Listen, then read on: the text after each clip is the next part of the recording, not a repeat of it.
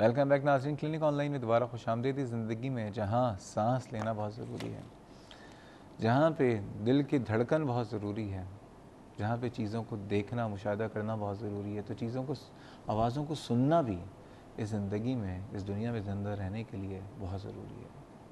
लेकिन इस दुनिया में बदकिस्मती से बहुत सारे लोग ऐसे हैं जो कि आवाज़ों को नहीं सुन पाते, क्योंकि इनका जो हियरिंग मैकेनिज़्म है वो सही काम नहीं कर रहा होता। आज इस हवाले से हम प्रोग्राम कर रहे हैं और हमारे साथ मौजूद हैं प्रोफेसर डॉक्टर तारिक रफ़ी साहब, professor of ENT surgery. Doctor साहब, ये बताइए, आपने एक बात बताई थी मुख्तलिफ़ रीज़न्स में कि पैदाइशी तौर पे और उम्र के एजिंग के साथ भी। पहले मैं ज़रा एजिंग की तरफ आऊँगा।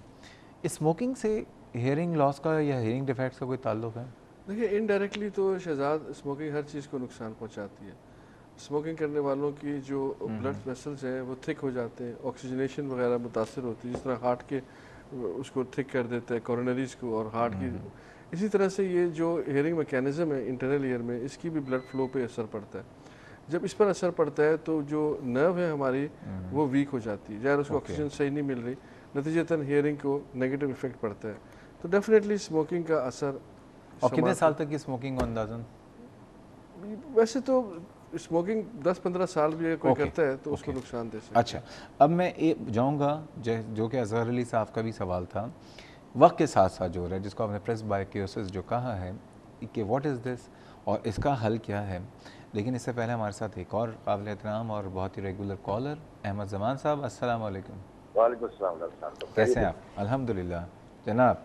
हाँ सर, एक सर सवाल है ये कि सर ये बच्चों में उम्र के साथ 10 से 15 साल के और उसके बाद बड़ों में हियरिंग का कोई फर्क होता है क्या फ्रीक्वेंसी में? एक तो सर ये है बच्चों और बड़ों की हियरिंग में। और दूसरा सभी सर सवाल दूसरा मेरा ये है कि कोई ड्रग्स ऐसे है जिसकी वजह से डैमेज हो सकता है, और साइकोजेनिक जो है डेफनेस क्या होती है? Psychogenic deafness. जी सर। चल, बहुत शुक्रिया। Thank you. सायरा साहबा, अस्सलाम वालेकुम। जी डॉक्टर साहब, वालेकुम अस्सलाम। कैसी हैं आप? ठीक हैं अल्हम्दुलिल्लाह। जनाब। डॉक्टर साहब, मैंने ये सवाल करना था कि मेरे कानों का मसला पैदाइशी है। कान नहीं तो गला, गला नहीं तो कान। 2 दफ़ा मेरी कॉटन बड भी अंदर रह चुकी है, अक्सर खारिश रहती है। और अब ये है कि कान बिल्कुल बंद रहता है, जब वजू वगैरह करने के लिए और नाक बंद करके जब मैं प्रेशर डालूं तो मेरे कान खुलते हैं, थोड़ी देर में फिर वापस बंद हो जाते हैं। ओके, डॉक्टर साहब कुछ पूछना चाहेंगे आप? कितने अभी आपकी उम्र क्या है वैसे? डॉक्टर साहब आप 50 है तकरीबन। और कब से मसला है आपको ये मसला अब हुआ है 2-3 साल से। और कॉटन बड कितने अरसे से इस्तेमाल कर रही हैं आप?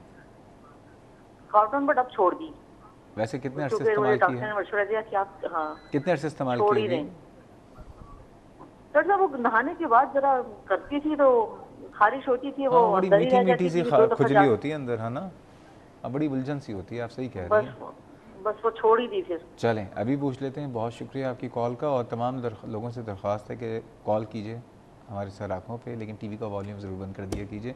डॉक्टर साहब ये बताइए, सायरा साहिबा ने जो भी बात की है, कानों में इनके कहती हैं कि बचपन से कोई मसला है और वो कॉटन बड जब इस्तेमाल करती हैं तो खुल जाते हैं, क्या इनका मसला क्या लग रहा है आपको? देखिए, जो कान में इरिटेशन या खारिश होती है उसकी अमूमन वजह कान में पानी का जाना है, और उसे फंगस हो जाता है और पानी जाने की वजह से, और इरिटेशन होती है। पहली चीज़ तो ये कि ऐसे मरीज़ों को पहली चीज़ ये एडवाइस करते हैं कि कान को पानी से बचाएं, या एयर प्लग्स यूज़ करें नहाते वक्त, वज़ू करते वक्त, या रुई को तेल लगा कर कान में रख लें ताकि पानी ना जाए। उसके बाद में निकाल दें। उसको बाद में निकाल दें। पानी ना जाने से उनका मसला हल हो जाता है।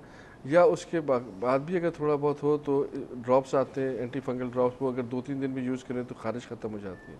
कॉटन बड का इस्तेमाल सख्ती से मना है, इसलिए कि वो जिस तरह उनका कई दफ़ा कॉटन अंदर रह जाती है, पर्दे को चोट लग जाती है, कान अंदर से छिल जाता है, इन्फेक्शन हो जाता है, बहुत सारे उससे प्रॉब्लम्स हो सकते हैं। वो जो मीठी मीठी सी खुजली होती है, ये पानी जाने की वजह से जो फंगस होता है उसकी वजह से होता है। वैसे उसके अलावा भी अक्सर रात में, अच्छा, इंसान जब बिल्कुल फारिग होता है ना तो ये सारी खुजलियाँ और खारिशें ज़्यादा फील हो रही होती हैं।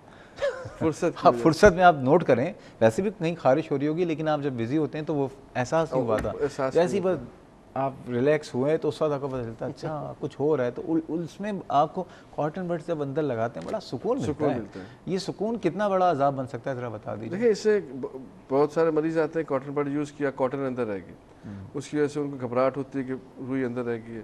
कई दफ़ा इससे कानों के अंदर जो बाल है वो टूट जाते हैं, उससे एक बीमारी से बॉयल कहते हैं वो हो जाती है, शदीद तकलीफ होती है, और उसमें से फिर बॉयल फटता है, पीप बहता है, सुना समात पर असर पड़ता है। कई दफ़ा ज़्यादा डीप अगर उन्होंने किया, पर्दे को चोट लग जाती है, पर्दे में सुराख हो जाता है, तो ये काफ़ी बड़ा मसला बनता है। अब क्या करें सायरा साहिबा? देखिए, इनका ये कि पानी से बचाएं कान को, नहाते वक्त रुई को तेल लगा के रखें, और अगर फिर भी इनको खुजली होती है तो एंटी फंगल ड्रॉप्स आते हैं, वो कान में 2-3 दिन इस्तेमाल करें, खुजली ख़त्म हो जाएगी।